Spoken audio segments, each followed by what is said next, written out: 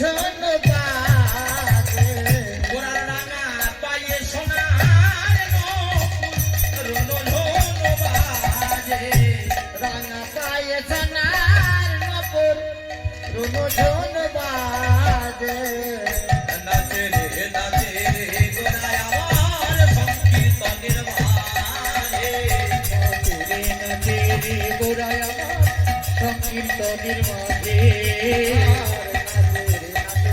গোড়ায় আমার সংকীর্তনের মাঝে গোড়া মুখে হরি হরি বলে নাচে দুটি বাহু তুলে মুখে হরি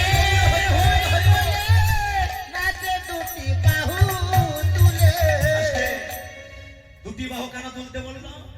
আমরা একটা বাহু তুলতে বলতে পারতো, নাচে একটি বাহু তুলে। কারণ ব্রজগোবিন্দের যখন পোশাক লুকিয়ে নিয়েছিল কে? গোবিন্দ। একটা বাহু তুলে বলেছিল যে প্রভু তুমি আমাদের বস্ত্র ফিরিয়ে দাও বাবা। দিয়েছিল কি গোবিন্দ? যখন দুটি বাহু তুলে ব্রজগোপীরা তাদের লজ্জাটা গোবিন্দের চরণে সমর্পণ করলো যে প্রভু তুমি আমার বস্ত্রগুলো দাও, তখন গোবিন্দ দিয়ে দিল।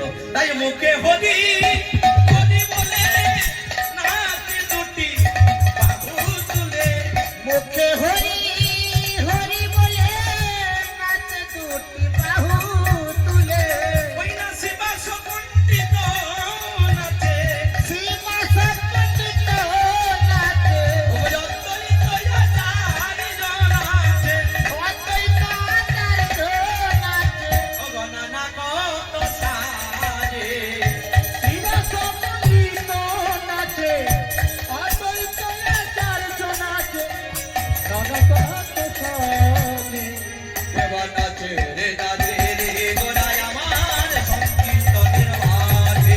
উলুধ্বনি মায়েরা উলুধ্বনি আপনি বলুন তো, সংকীর্তনে আমার সংকীর্তনের মাঝে নাচে রে নাচে রে গোড়ায় আমার সংকীর্তনের মাঝে। নাচে রে গোড়ায় আমার সংকীর্তনের মাঝে